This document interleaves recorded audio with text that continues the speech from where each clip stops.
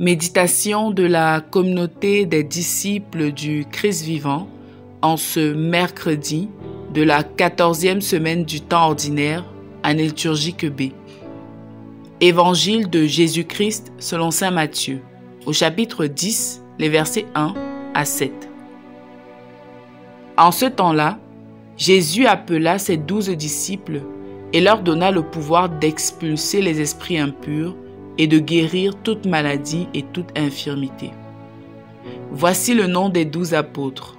Le premier, Simon, nommé Pierre, André, son frère, Jacques, fils de Zébédée, et Jean, son frère, Philippe et Barthélemy, Thomas et Matthieu le publicain, Jacques, fils d'Alphée et Thaddée, Simon le zélote, et Judas l'Iscariote, celui-là même qui le livra. Ces 12, Jésus les envoya en mission, avec les instructions suivantes. Ne prenez pas le chemin qui mène vers les nations païennes, et n'entrez dans aucune ville des Samaritains. Allez plutôt vers les brebis perdues de la maison d'Israël. Sur votre route, proclamez que le royaume des cieux est tout proche. Acclamons la parole de Dieu. Méditation. Bien-aimé dans le Seigneur, Dieu soit loué en tout temps.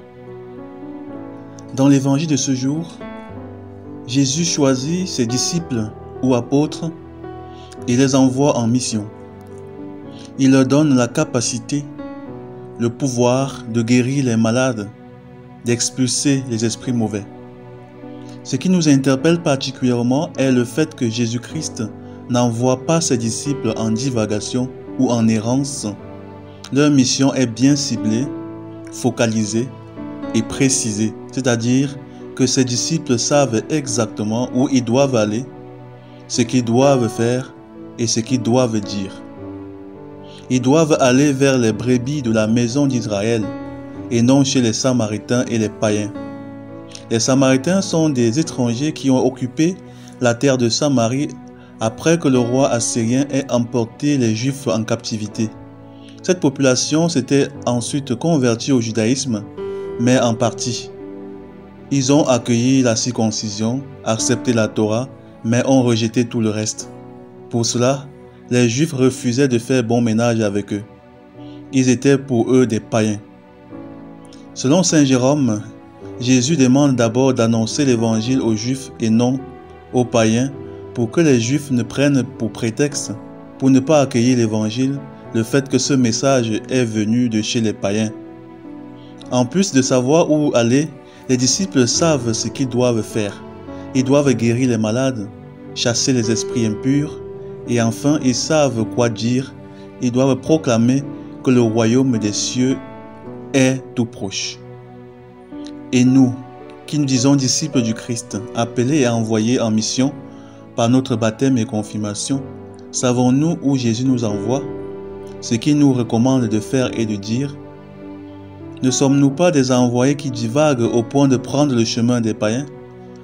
Lorsque le disciple ne sait où aller ou a oublié où le maître l'envoie, ce qu'il envoie dire et ce qu'il envoie faire, alors il peut se retrouver chez les païens et abandonner les brebis perdues du Seigneur. Certains disciples arrivés chez les païens ont fini par oublier leur mission et se sont mêlés aux pratiques des païens. C'est ce qui arrive lorsque le disciple a perdu la connexion avec le Maître, lorsque le chrétien ne communique plus avec le Christ qui l'a envoyé. Lorsqu'un chrétien ne prie plus, ne vit plus les sacrements, moyen par lequel le Christ lui permet de garder vif à l'esprit le lieu et le but de sa mission, alors ce chrétien prendra le chemin des païens et finira par devenir païen ou par redevenir païen. La prière et le vécu des sacrements entretiennent la relation entre le chrétien et l'Église, corps du Christ, qui l'appelle et l'envoie. Alors, suis-je un envoyé, un disciple déconnecté ou connecté? Est-ce que je demeure focalisé ou ai-je perdu le nord?